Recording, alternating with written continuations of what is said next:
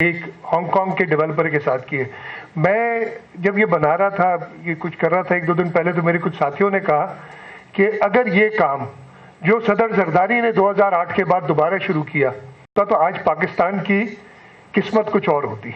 हम एनर्जी में self sufficient होते, बल्कि हमारी इंडस्ट्री बेहतर होती, हम सस्ती बिजली पैदा करके अपनी इंडस्ट्री को बेहतर करते। लेकिन अब वो फिर मैं बात करूंगा तो बहुत लंबी बात हो जाएगी कि 94-95 के बाद से लेकर 2008 तक कैसे इसको रोके, उसके बाद भी रोका गया। फिर Sindh Anglo Coal Mining Company बनाई। Sindh Anglo Coal Mining Company ने ब्लॉक 2 के अंदर माइनिंग शुरू की। इस कंपनी को सिंध गवर्नमेंट मेजॉरिटी ओन करती है। ये माइनिंग का काम सिंध हुकूमत कर रही है, कोई और सूबा नहीं कर रहा। इतनी बड़ी लार्ज स्केल माइनिंग का काम, ये इसकी माइनिंग जो है, मैंने कहा था मैं 5 साल पर रिस्ट्रिक्ट करूंगा। पहले जो काम हुआ दिसंबर 2019 में इसका फाइनेंशियल क्लोज अचीव किया था, और हमने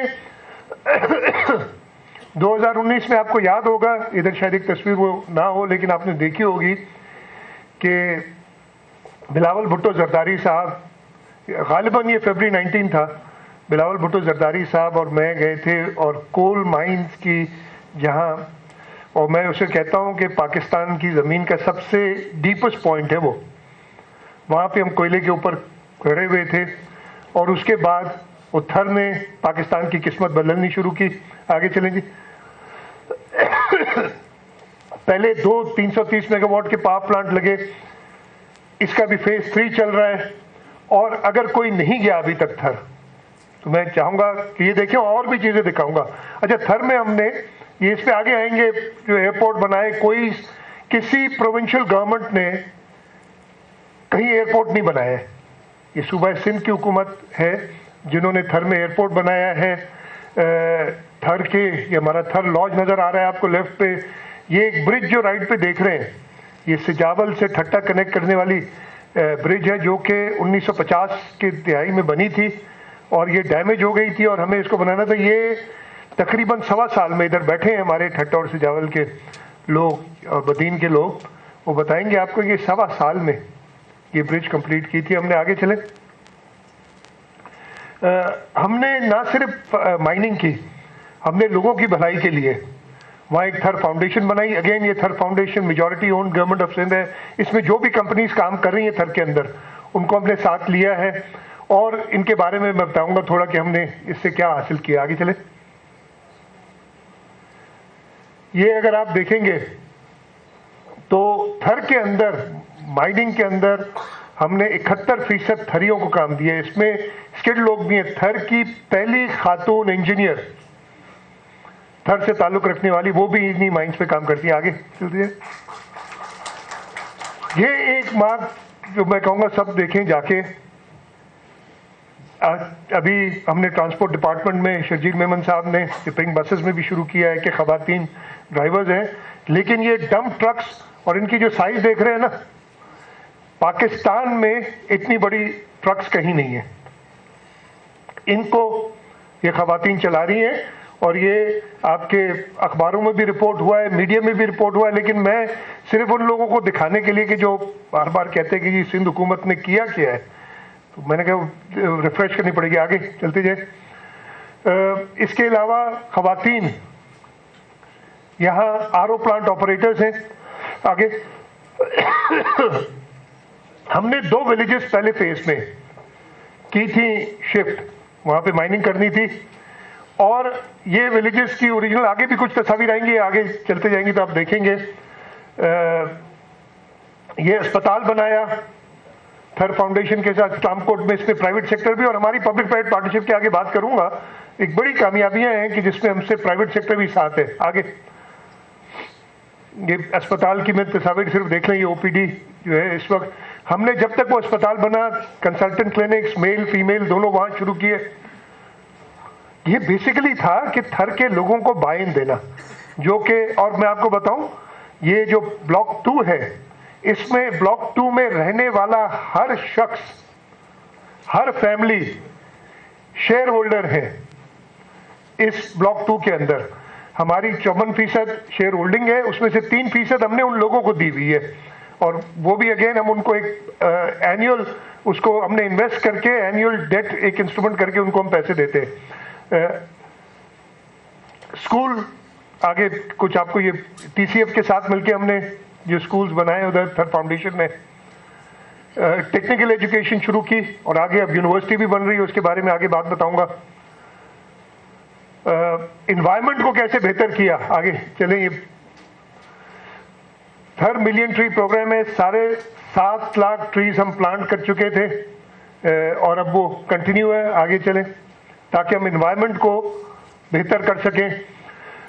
हमने बायोसैलाइन एग्रीकल्चर, ये गुरानो रिजर्वायर हमने उधर बनाया जब पानी को हमने माइन से निकाल के फेंकना था, बहुत इस पे मसले हुए थे।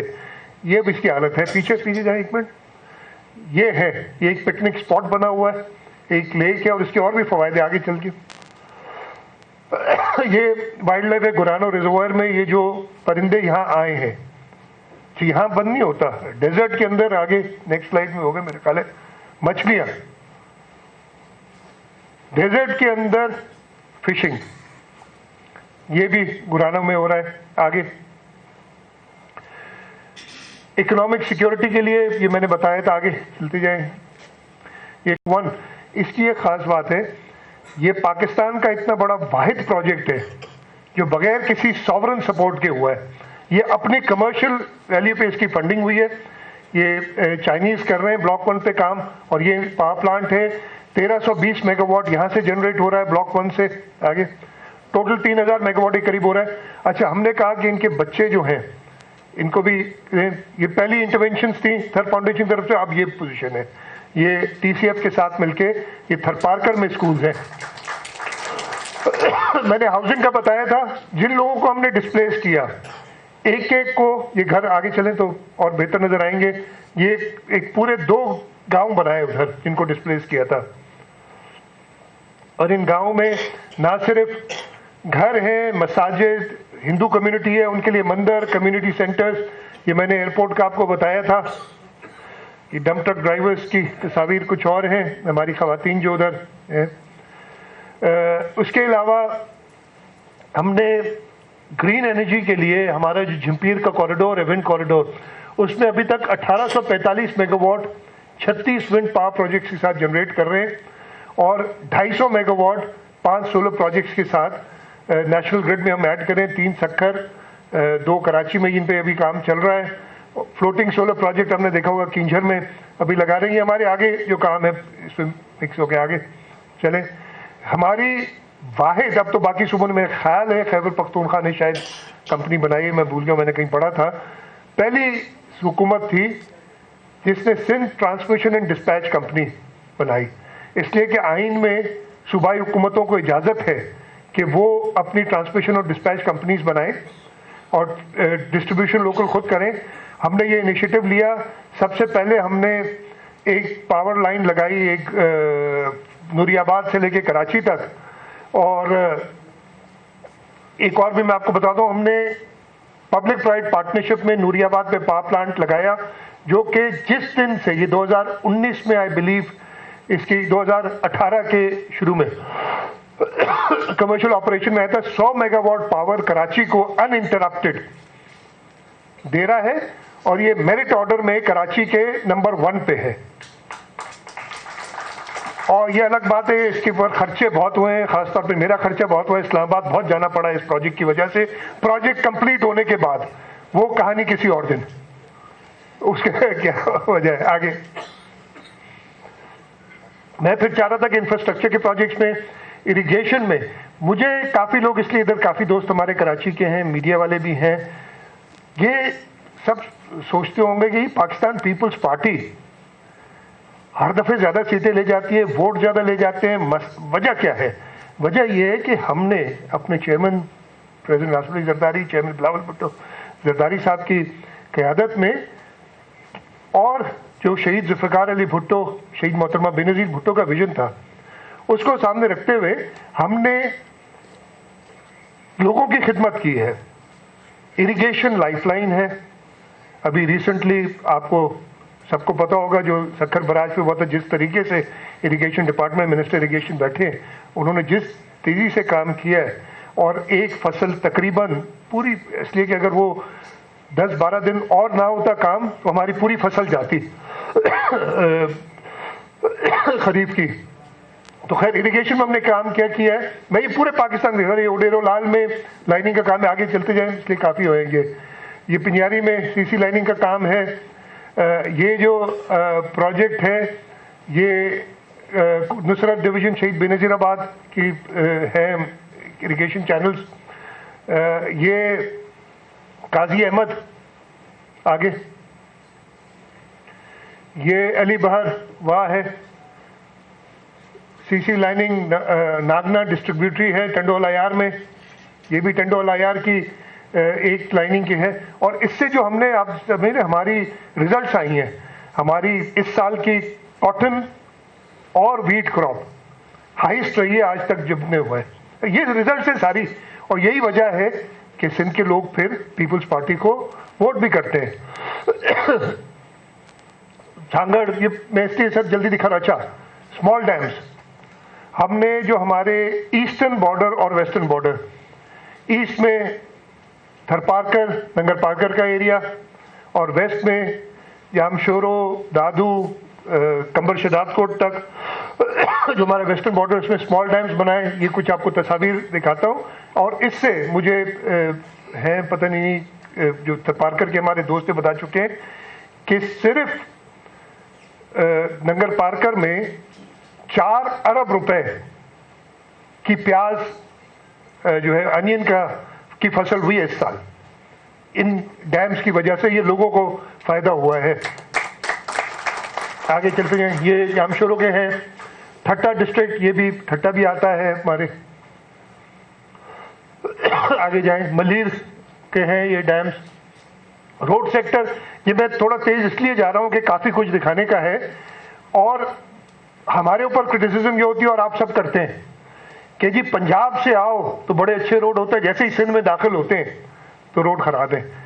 मैं आपको जवाब दूंगा, आपने जो ये कह रहा है उसने सिंध देखा नहीं है, उसने सिर्फ एनएचए का रोड देखा है, उसको सिंध समझते हैं। आप इस वक्त किसी भी डिस्ट्रिक्ट हेडक्वार्टर से दूसरे डिस्ट्रिक्ट हेडक्वार्टर में जाएं, चाहे वो नॉर्दर्न सिंध हो, आप कश्मोर से जेकाबाद, जेकाबाद से ठुल से होते हुए जेकाबाद जाएं, वो सारे रोड्स।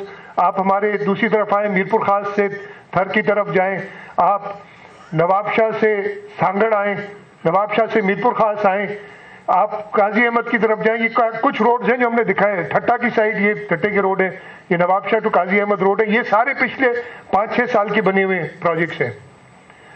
आगे ये नगर पारकर थरकोल ब्लॉक 1, कुछ दोस्त उधर गए हैं जिन्होंने थर देखा है। ये भी ये टंडो आदम सांगड़ डिस्ट्रिक्ट में, ये और आने से पहले और रोड। और आगे जाएं, ये ठट्टा हैदराबाद, आगे चलें, ये शहदादपुर से गुपचानी, ये सामारो उमरकोट में सामारो उमरकोट रोड। आगे चलते जाएं, मैं इनको ज्यादा नहीं कहता इसलिए सारे लिखे हुए हैं। ठट्टा से घोड़ाबारी, तो इन रोड्स पे आप जाएंगे तो आपको असल सिंध नजर आएगा। बाकी वो एनएचए वाला सिंध जो है ना, वो हमें पेश करने के लिए ऐसा दिखाया जा रहा है कि पूरे पाकिस्तान के रोड बन गए, लेकिन हैदराबाद से सक्खर मोटरवे नहीं बन सक रहा। उसके लिए ना पैसे मिलते हैं ना कोई, और ये शिकायत हमें हर फेडरल गवर्नमेंट से जो पिछले 10 साल में रही है। एक हैदराबाद से सक्खर का पब्लिक प्राइवेट पार्टनरशिप में किया था, वो भी स्क्रैप कर दिया गया है अभी जो हमने किया था।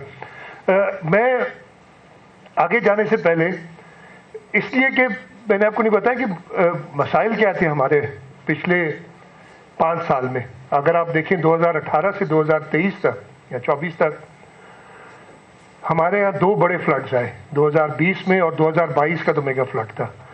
इधर मेरे डॉक्टर्स दोस्त बैठे हैं, डॉक्टर बारी बैठे हैं और दोस्त बैठे हैं, जो कोविड 2019 और 20 में आया था जिसने हमें बहुत पीछे किया।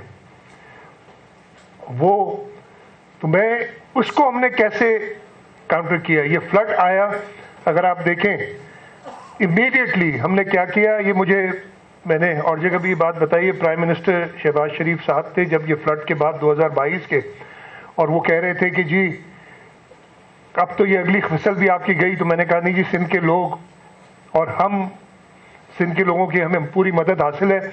हम अपने बंद भी बंद कर देंगे, हम अपने वाटर चैनल्स भी खोल देंगे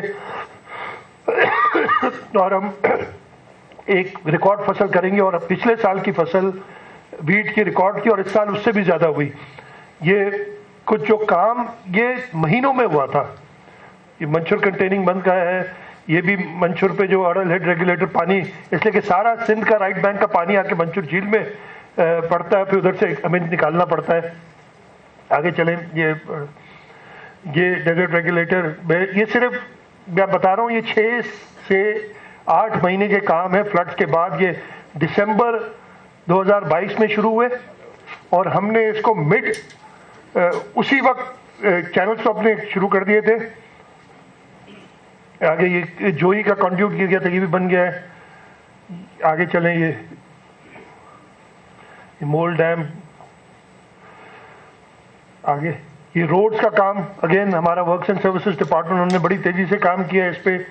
और ये सारे रोड जो फ्लड्स में गए थे उनको, आगे चलते जाए, उनको इन्होंने रिहेबिलिटेट किया। स्कूल्स की रिहेबिलिटेशन, मिनिस्टर एजुकेशन बैठे हैं और इसमें आगे हमारा बहुत, आगे बताऊंगा भी, बहुत इंशाल्लाह ताला प्रोग्राम हमारा है कि हम सारे स्कूल्स को रिहेबिलिटेट करें। आगे चलते जाए,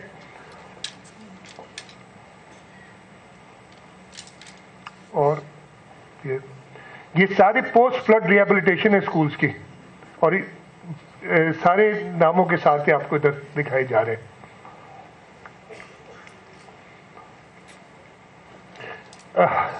इधर मैं एक पॉज लूंगा। सबसे बड़ा